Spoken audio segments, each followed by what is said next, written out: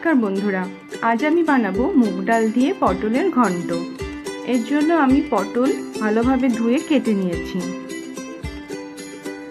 আলু ডুমো ডুমো করে কেটে ধুয়ে রেখেছি এবং নিয়েছি মুগ ডালও ভালোভাবে ধুয়ে নিয়েছি। এবার একটি বাটিতে হাফ চামচ আদা বাটা, হাফ চামচ ধনে গুঁড়ো, হাফ চামচ জিরে গুঁড়ো, কিছুটা হলুদ গুঁড়ো, কাশ্মীরি লঙ্কা গুঁড়ো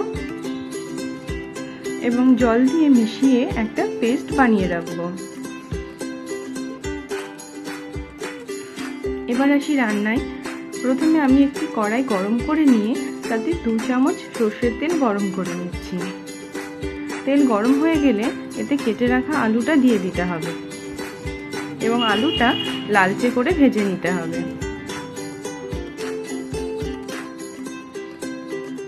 আলু ভাজা হয়ে গেছে। এবার আমি আলুটা অন্য একটি পাত্রে তুলে রাখছি।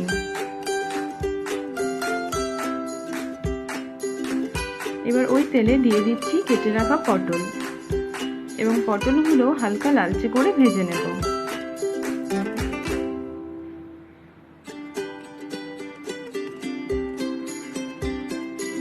পটল ভাজা হয়ে গেছে। এবার পটলগুলো অন্য একটি বাটিতে তুলে রাখছি।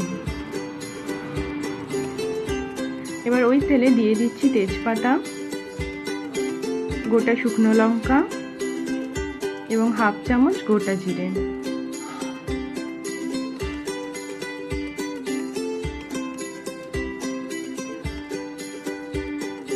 এরপর আমি যে আদার পেস্টটা বানিয়ে রেখেছিলাম সেটা এর মধ্যে দিয়ে দিচ্ছি এবং মশলাটা ভালোভাবে কষিয়ে নিচ্ছি।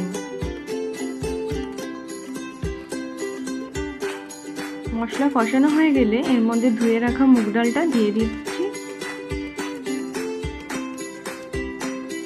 এবং মশলার সাথে ভালো মতো মুগ ডালটা ভেজে নিচ্ছি।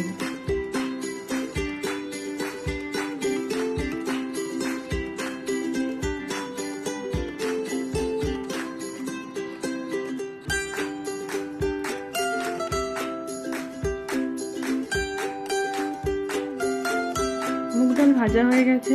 এরপর আমি এর মধ্যে দিয়ে দেব ভেজে রাখা আলু এবং ভালো মতো সবকিছু একসঙ্গে মিশিয়ে নেব এবং আলুটাও কিছুক্ষণ ভেজে নেব।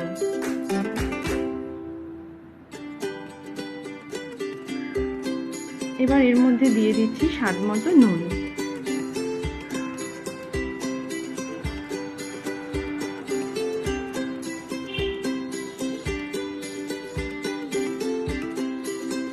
এবার এর মধ্যে দিয়ে দেব হাফ কাপ জল। জল এমনভাবে দিতে হবে যেন আলুটা জলের মধ্যে ডুবে থাকে।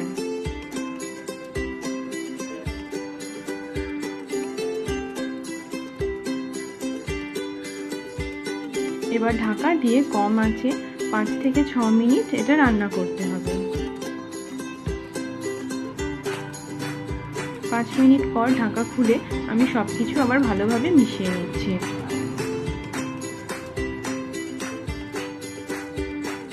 এবার এর মধ্যে দিয়ে দিচ্ছি কয়েকটা চেরা কাঁচা লঙ্কা এবং টমেটো কুচি। আবারও সবকিছু ভালোভাবে মিশিয়ে নিচ্ছি।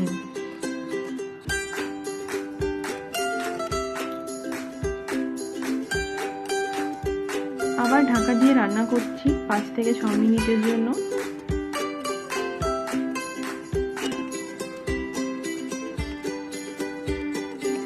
এবার এর মধ্যে দিয়ে দেব ভেজে রাখা পটল।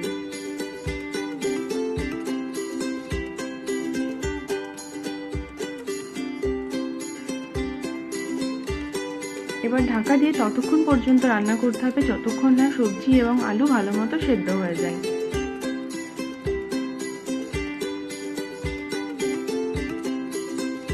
এখানে লক্ষ্য রাখতে হবে ডালটা যেন সেদ্ধ হয় কিন্তু গলে না যায়।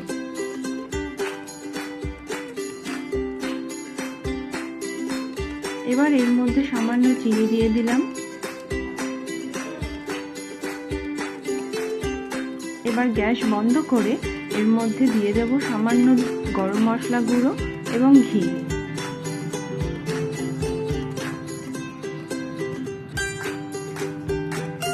তৈরি হয়ে গেছে আমার মুগ ডাল দিয়ে পটলের ঘন্ট। আপনারা এটা অবশ্যই বাড়িতে বানাবেন এবং আমাকে কমেন্ট বক্সে জানাতে ভুলবেন না যে আপনাদের রেসিপিটা কেমন লাগলো। ধন্যবাদ।